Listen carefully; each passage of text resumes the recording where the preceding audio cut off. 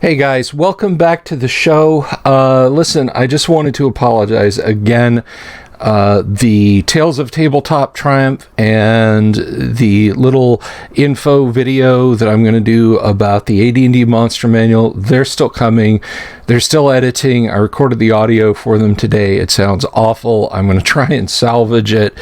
I feel like 5 miles of bad road, but I saw this pop up today. I said regardless of what happened, I would keep you guys abreast of what's going on, and we'll get into that in just a minute. But before you do, please like, subscribe, click the bell icon for notifications if you haven't already done that. Leave a comment below and let me know what you think about this latest thing. And remember, of course, as always, this video is brought to you by my friends over at Hellebarde Games. Hellebarde publishes the games that they'd like to play, with offerings from the OSR, from Castles and Crusades, 5th edition.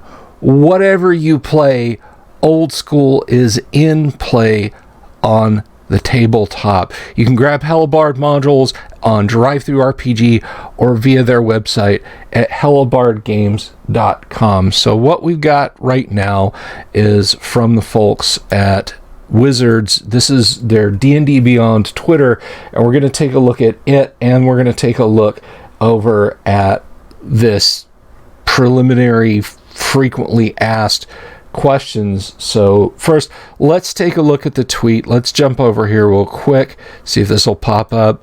There we go. The SRD Resources page on the D&D website now includes SRD 5.1, released under Creative Commons, and provides helpful guidance on the SRD and more facts on Creative Commons and OGL 1.0a. And we can hop over there.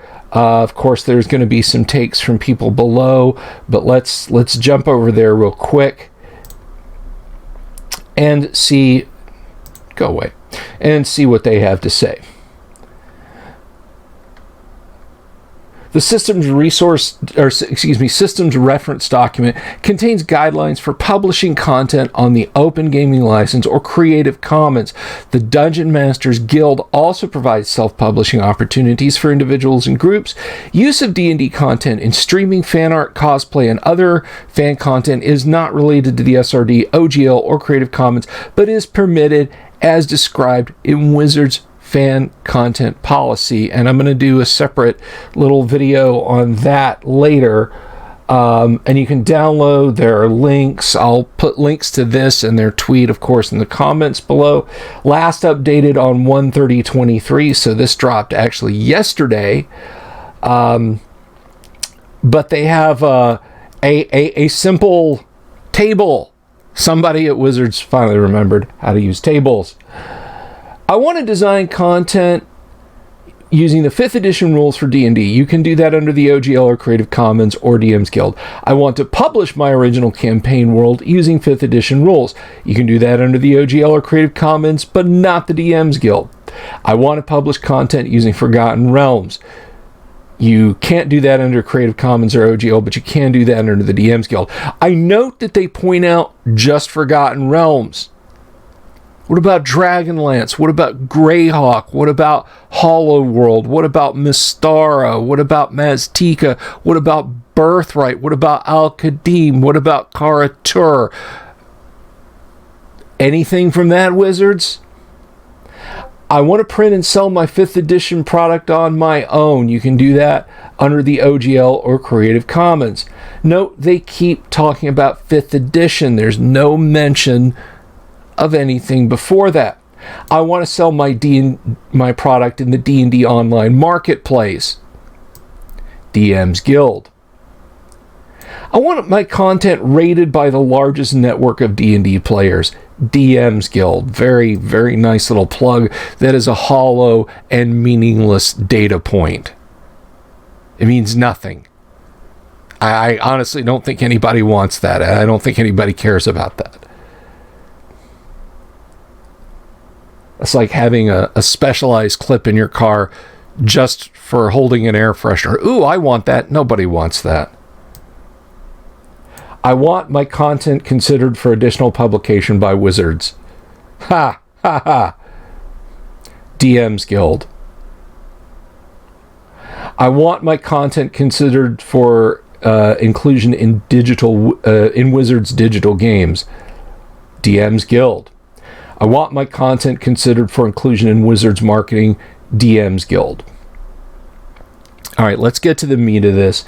SRD 5.1 Creative Commons update. The full contents of the SRD 5.1 are now released under both terms of OGL 1.0a and the Creative Commons Attribution 4.0 International CC BY 4.0. This means the following.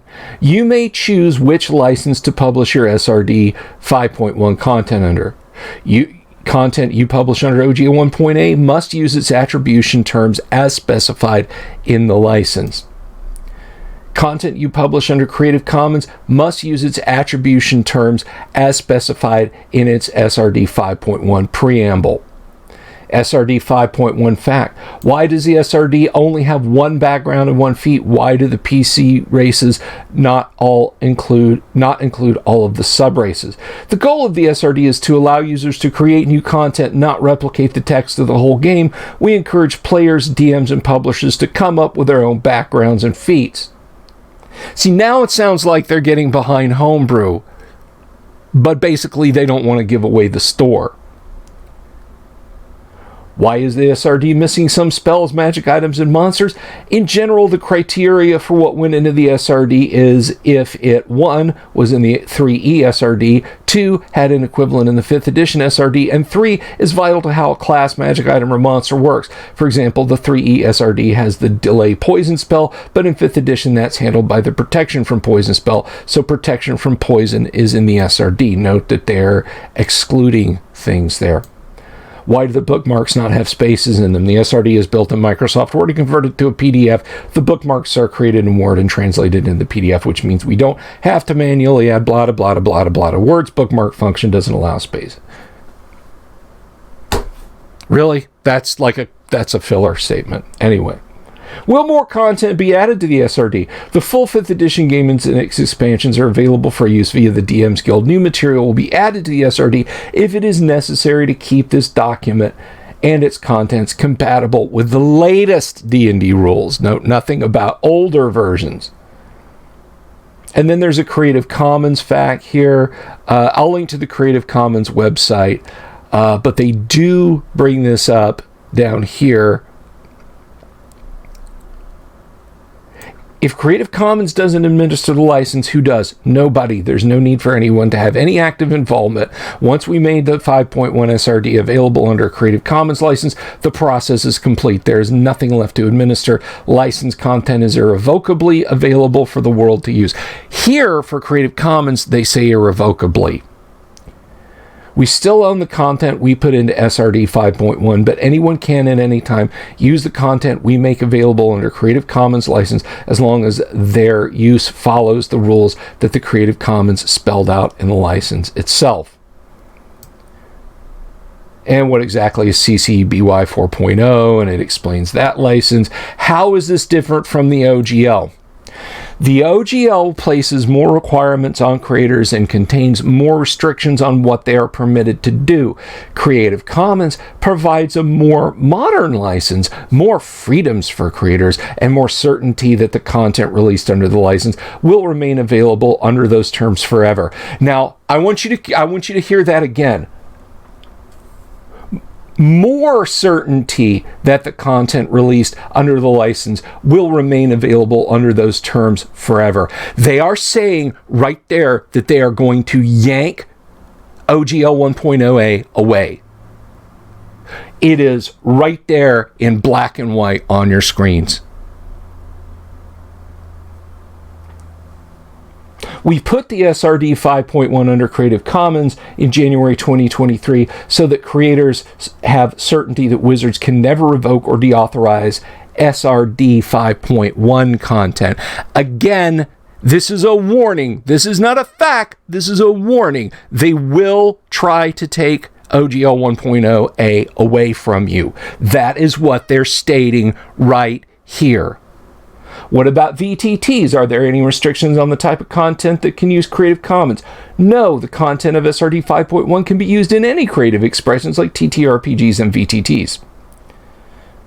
OGL 1.0a fact. Note how lightweight this is.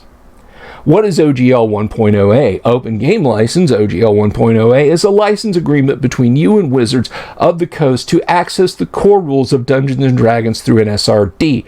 This license agreement was created by Wizards in 2000 and has been used by the creative community since then to develop their D&D compatible products.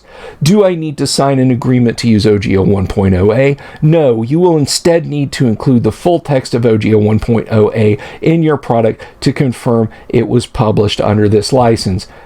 Then is there any benefit to publish my content under OGL 1.0a versus Creative Commons? Here it comes, guys.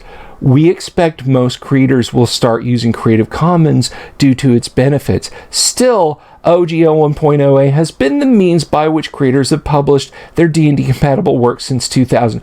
We want you to have the choice on which license to use. There is no guarantor in there, guys. There is absolutely nothing in there. There's nothing in there that says they're not going to take OGL 1.0 away. Beware. Okay? Beware. There is another shoe, and it is plummeting earthward faster than you can possibly imagine. I am going to watch this and the D&D Beyond Twitter feed like a hawk for you guys until or unless OGL 1.0a is made equally revocable or put under the Creative Commons. We have got to keep the pressure on them. There are traps in this. They are laying out their plans to take OGL 1.0 away and kill old school D&D recreations. Okay? It's coming. It's just not coming as fast as we were afraid. This war is not over. We won a campaign. We won a series of battles. We haven't won the war. Guys, stay vigilant. Keep your eyes on this. Let me know what you think in the comments below. Hey, and don't tell me I told you so. All I said was, we won a campaign, not the war. But be smart about this, guys. I get a feeling the axe will come out for OGL 1.0a sooner than we think. Take care. I love you all. Peace.